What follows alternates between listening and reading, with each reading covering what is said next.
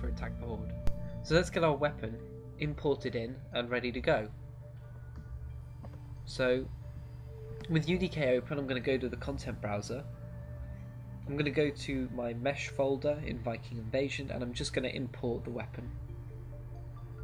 There it is, and there you can see its import type is as a skeletal mesh, so I'm going to OK that. I'm going to double click on it to open it up in the skeletal mesh browser, and you can see it there ready to go with the 2 bones on the left.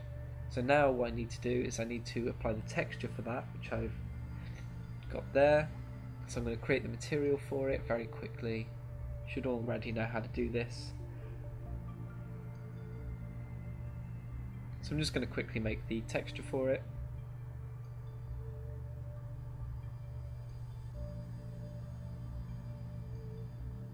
Make sure I've got the copy that to clipboard, and then put it into the mobile properties as well. Then add it to the emissive to give it that little extra pop.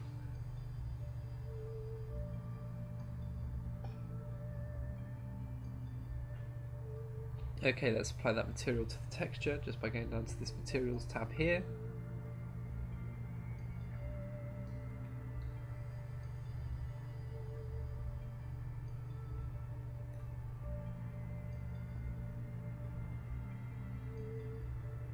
Okay, so I'm just going to bring this into the world.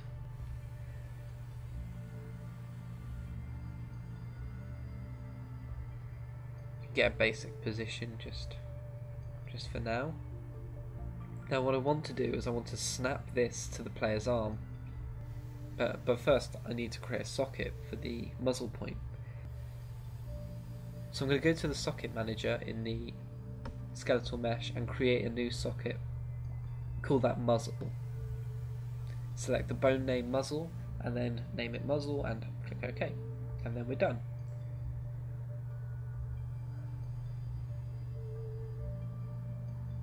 And then I'm going to open up my player and create a new socket for him as well. So again, I'm going to go to the socket manager. I'm just going to load up my anims to get the basic animation. This isn't really needed, it's more for aesthetic. Go to mesh, socket manager, new socket, select the socket that I want, which would be his right hand, which is there. Click OK, and name that shooting hand. And that's that done. Okay. So now I'm ready to snap the weapon to my player. So I'm going to just enable socket snapping, and with my weapon selected I'm just going to click on the bone, and then I'm going to click again to make sure that it moves my pivot to the correct point. And then going to rotate the weapon round until it's positioned right so that when I play it in game it's ready to fire.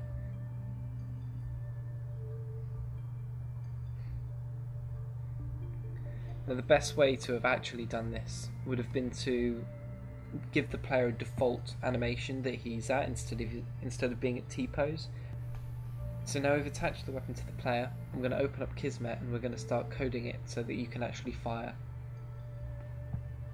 So what I first want to do is create a secondary input, which is the same as the movement one, but on the right side of the screen instead of the left. So I'm just going to go into these properties and change a few things around.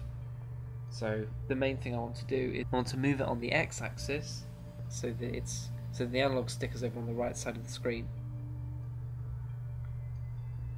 Finally, I'm just going to change both the names of these so that I can reference them quicker as move and shoot.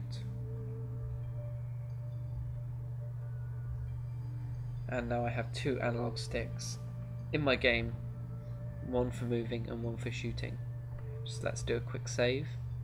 So there you can see, right one does nothing, left one lets me move around. Right, okay, so I'm just going to create a copy of our movement, our mobile look node. I'm going to create a copy of our mobile look node, and I'm going to go to, which you can find if you just want to create normally, in new event, input and mobile look. Okay, so let's start creating our code. So I'm just going to create a new float to plug into the yaw of the mobile look, and I want to go to New Action, Math, Set Vector Component.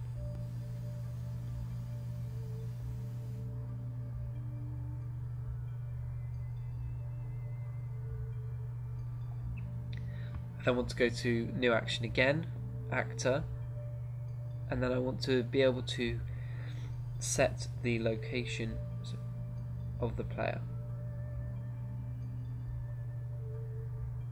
And now this will allow me to change the rotation of the player, so I can make him look where he's shooting. So I'm just going to plug the yaw into the Y component of the set vector component. Then I'm going to have the output vector plugging into the rotation vector of the set actor location. The next thing we want to do is we want to actually make the weapon fire. So what I'm going to do is I'm going to create a Projectile Factory, which we'll find in New Action, Actor, and then Projectile Factory.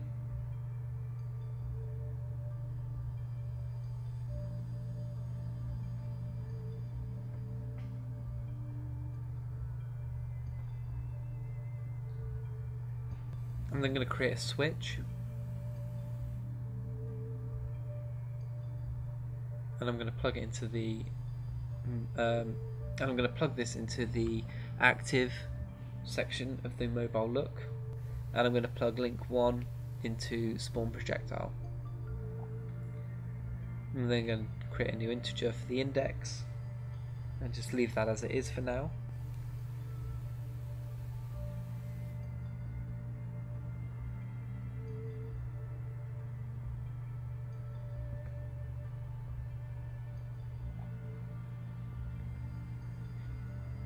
Then I'm going to create two set ints, which you'll find in New Action and Set Variable Integer.